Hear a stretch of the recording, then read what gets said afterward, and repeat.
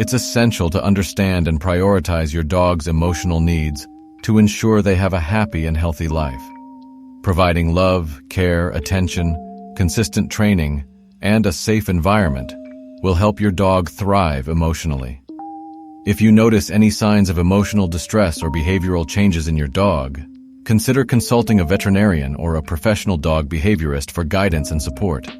Dogs are social and sensitive animals, and certain actions or situations can hurt them emotionally. Here are 20 things that can negatively impact your dog's emotional well-being. Number 1. Leaving your dog alone for long periods of time. Dogs are social animals and they need interaction with their owners. If you leave your dog alone for too long, it can become anxious, depressed, or even destructive.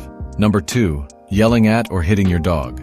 This can be very scary and upsetting for dogs, and it can damage their trust in you. Number 3. Punishing your dog for things it doesn't understand. If your dog doesn't know why it's being punished, it will only become confused and afraid. Number 4. Not providing your dog with enough exercise or mental stimulation. Dogs need to be able to run and play, and they also need to be mentally stimulated. If they're not getting enough exercise or mental stimulation, they can become bored, restless, and destructive. Number 5. Not taking your dog to the vet for regular checkups.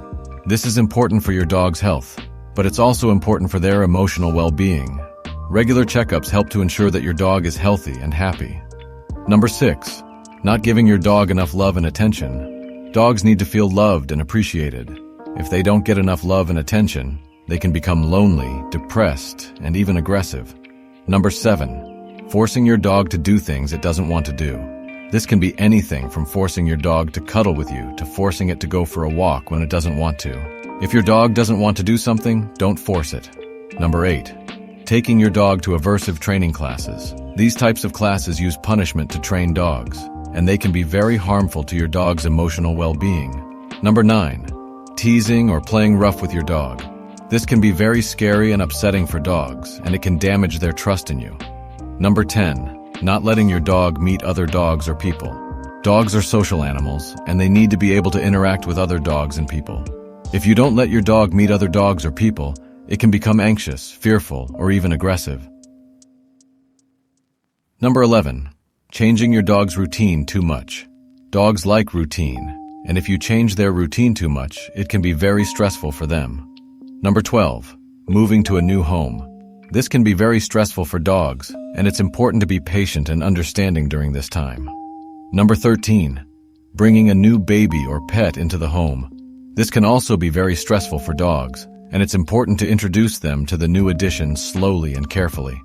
Number 14. Losing a companion animal. This can be very difficult for dogs, and it's important to give them time to grieve. Number 15. Being abused or neglected. This can have a devastating impact on a dog's emotional well-being.